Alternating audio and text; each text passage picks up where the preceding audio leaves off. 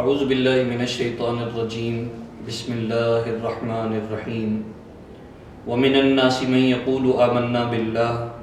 وبالیوم الآخر وما هم بمؤمنین یخادعون اللہ والذین آمنوا وما يخدعون الا انفسهم وما يشعرون فی قلوبهم مرض فزادهم اللہ مرضا ولهم عذاب علیم بما كانوا یکذبون صدق اللہ العظیم۔ محترم و ناظرین، السلام علیکم ورحمۃ اللہ وبرکاتہ۔ جو آیت مبارکہ تلاوت کی ہے اس میں اللہ تبارک و تعالی ہم ایمان والوں کو احوال منافقین بیان فرما رہے ہیں، اور اللہ کا انداز دیکھیے، فرمایا وَمِنَ النَّاسِ، لوگوں میں سے بعض ایسے لوگ ہیں، مَن یقول آمنا باللہ، جو یہ کہتے ہیں کہ ہم اللہ پر ایمان لائے، وبالیوم الآخر، اور آخرت کے دن پر ایمان لائے، وما ہم بمؤمنین، حالانکہ وہ ایمان نہیں لائے، فی قلوبہم مرض فزادہم اللہ مرضا، ان کے دلوں میں مرض ہے اور اللہ تعالیٰ نے ان کے اس مرض کو مزید بڑھا دیا، وَلَهُمْ عَذَابٌ عَلِيمٌ بِمَا كَانُوا يَكْذِبُونَ، اور ان کے لیے دردناک عذاب ہے بسبب اس کے جو وہ جھوٹ بولتے تھے۔ نبی پاک صلی اللہ علیہ وسلم کے مضامین میں ہمیں ایک حدیث مبارکہ ملی جو کہ عنوان کے لحاظ سے، معنی کے لحاظ سے اس آیت مبارکہ کی ترجمانی کر رہی ہے۔ فرمایا نبی پاک سرکار دو عالم صلی اللہ علیہ وسلم نے، آیت المنافق ثلاث، منافق کی 3 نشانیاں ہیں۔ نمبر 1، اذا حدث کذب، کہ جب وہ کبھی بات کرے گا تو بات کرتے ہوئے جھوٹ بولے گا۔ وَإِذَا وَعَدَ أَخْلَفَ، اور جب کبھی وہ کسی کے ساتھ وعدہ کرے گا تو وعدہ خلافی کرے گا۔ وَإِذَا اؤْتُمِنَ خَانَ، اور جب اس کے پاس امانت رکھوائی جائے گی تو وہ اس امانت میں خیانت کرے گا۔ یہ 3 احادیث مبارکہ،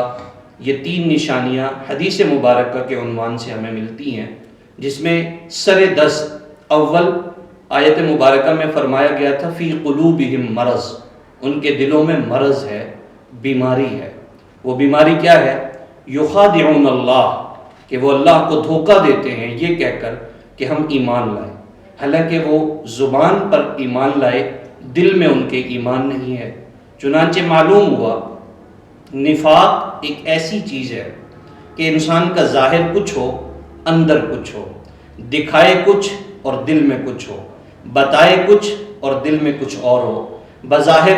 ہمیں ہمدرد نظر آئے لیکن در حقیقت چھپے معنوں میں وہ اژدہا و سانپ ہو ہمارے لیے۔ بظاہر منہ سے میاں مٹھو نظر آئے لیکن اندرونی طور پر وہ ہماری جڑوں کو کاٹنے والا ہو۔ یہ علامات و نشانیاں ہمیں اسلامی انداز میں آیات مبارکہ اور نبی پاک علیہ السلام کی حدیث مبارکہ سے معلوم ہوئی ہے۔ اب ہمارے لیے مشکل تھا کہ منافق کو کیسے پہچانا جائے۔ آج جبکہ فتنوں کا دور ہے اور ہر شخص اپنا اپنا چہرہ لیے، آپ کو اور مجھے، ہمارے لیے، ہماری ذات کے لیے ہمیں خیر خواہ نظر آتا ہے، لیکن ہمیں اس کی خیر خواہی کا علم کیسے ہو کہ وہ ہمارے حق میں، ہماری ذات کے حق میں ہمارے لیے کس حد تک مخلص ہے۔ چنانچہ نبی پاک علیہ السلام کی حدیث مبارکہ میں ہمیں اس کا اول پہلو یہ ملا کہ آپ چیک کریں کہ وہ بات کرتے ہوئے کہیں جھوٹ تو نہیں بولتا۔ اگر وہ بات کرتے ہوئے جھوٹ بولتا ہے اور بات بات پہ جھوٹ بولتا ہے، اس لیے کہ جھوٹ ایک ایسی چیز ہے،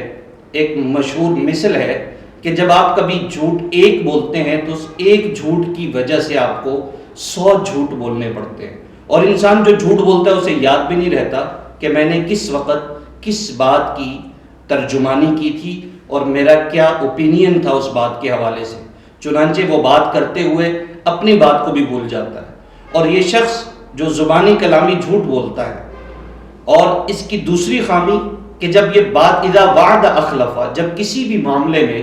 یہ وعدہ کرے گا تو وعدہ کرتے ہوئے وقتی طور پر یہ ظاہر ہوگا کہ اس سے بڑا وعدے کا پکا کوئی نہیں، اس سے بڑا زبان کا پکا کوئی نہیں، اس سے بڑا اپنے مزاج کے لحاظ سے مخلص کوئی نہیں۔ لیکن جب وہ کوئی وعدہ کرے گا تو اپنے وعدے کی وعدہ خلاف ورزی کرے گا اور پھر وعدہ خلافی پر اگر پکڑا گیا اور سامنے والے نے اس پر قدغن لگایا اور اسے سمجھایا کہ یہ آپ نے ایسا کیا ہے، تو وہ اس پر بھی جھوٹ بولے گا۔ وَإِذَا اؤْتُمِنَ خَانَ، اور جب کبھی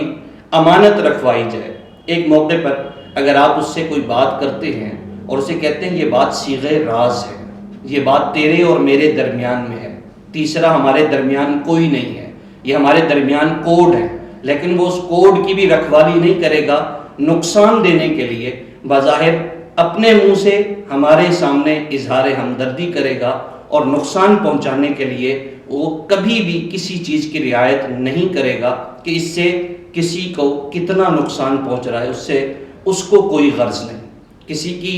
زندگی تباہ ہوتی ہے، کسی کا کیریئر تباہ ہوتا ہے، کسی کی محنت خراب ہوتی ہے، کسی کا کردار داغدار ہوتا ہے، اس منافق کو، اس شخص کو اس کی کوئی پرواہ نہیں ہوتی،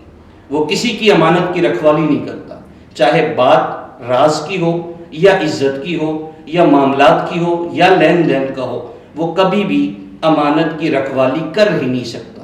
چنانچہ ہم اپنے معاشرے میں ان تین وجوہات کی بنا پر منافق کو پہچان سکتے ہیں، اور اس منافق کے لیے اللہ تبارک و تعالیٰ نے فرمایا ان المنافقین فی الدرک الاسفل من النار، آخرت کے اندر اس کے لیے سب سے نچلا درجہ ہے جہنم کا، اور سب سے نیچے تہہ کے اندر اسے رکھا جائے گا، اس لیے کہ اس کا گناہ ہی اتنا بڑا ہے۔ مذبذبین بین ذالک، ہمیشہ یہ تذبذب کا شکار رہتا ہے، لا الہ ہؤلاء ولا الہ ہؤلاء، کبھی اس طرف کبھی اس طرف، کبھی آپ کے منہ پہ آپ کا اور کسی اور کی محفل میں کسی اور کا، اس لیے اس کا اپنا منہ نہیں ہے، اس کی اپنی زبان نہیں ہے، یہ اپنے کیریئر کے اندر وعدے کا پکا نہیں ہے، امانت کا رکھوالا نہیں ہے۔ سب سے خطرناک بات ایماندار ہونے کے ساتھ نفاق کی علامات ہیں، چنانچہ عمومی طور پر تمام ایمان والوں کو یہ سمجھایا گیا کہ اے ایمان والو، منافق کی یہ علامات ہیں، یہ اس کے انداز ہے، اپنے ایمان کو اور اپنے مزاج کو ان علامات سے پاک رکھنے کی محنت کرنا، کوشش کرنا، بات کرو تو سچ بولو۔ جیسے نبی پاک علیہ السلام کی ایک اور حدیث مبارکہ فرمایا الصدق ینجی والکذب یہلک، سچائی نجات دیتی ہے اور جھوٹ ہلاکت و بربادی کی طرف لے جاتا ہے۔ جیسے من صدق و نجا، جس نے سچ بولا اس نے نجات پائی۔ سچائی کے اندر عزت ہے، حرمت ہے، عظمت ہے، رفعت ہے، بلندی ہے۔ سچا انسان اپنی زبان سے، اپنے انداز سے پہچانا جاتا ہے، اور اللہ تعالیٰ اس کی اس سچائی کی وجہ سے، بعض دفعہ سچ کڑوا بھی ہوتا ہے، لیکن اس کے کڑوے پن کو برداشت کر کے، صبر کر کے، اللہ اس کے لیے میٹھے پھل کی صورت میں عزت، رفعت، بلندی اور مرتبہ دیتا ہے۔ چنانچہ ہمارے معاشروں میں جن جن لوگوں نے اپنے مزاج کا شعار سچائی کے ساتھ رکھا اور خود کو نفاق سے بچایا اور منافق کی علامات سے باز رہا، دنیا نے دیکھا اللہ نے ان کو اٹھتے سورج کی طرح یا 14ویں کے چاند کی طرح روشن کیا۔ چنانچہ آج کی اس گزارش میں ہمارا یہ پیغام ہے کہ جتنا ہو سکے خود کو، اپنی اولادوں کو، اپنی نسلوں کو، اپنے زیر سایہ لوگوں کو، اپنے ماتحت لوگوں کو نفاق جیسی خطرناک عادات سے، خطرناک مرض سے بچائیے۔ جیسے کہ آیت مبارکہ میں فرمایا گیا کہ دلوں کی بیماری کا نام نفاق ہے، دلوں کی گندگی اور غلاظت کا نام نفاق ہے۔ اصل میں نجس ظاہری بھی خطرناک اور نقصان دہ ہے، لیکن حقیقتاً مانن دل کے اندر پاکیزگی یہ مطلوب ایمان ہے۔ اللہ تعالیٰ سے دعا ہے اللہ مجھے، آپ کو اور تمام اہل اسلام کو صحیح معنوں میں ایمان کا پاسدار بنائے اور دین حق، دین اسلام کا پیروکار بنائے۔ السلام علیکم ورحمۃ اللہ وبرکاتہ۔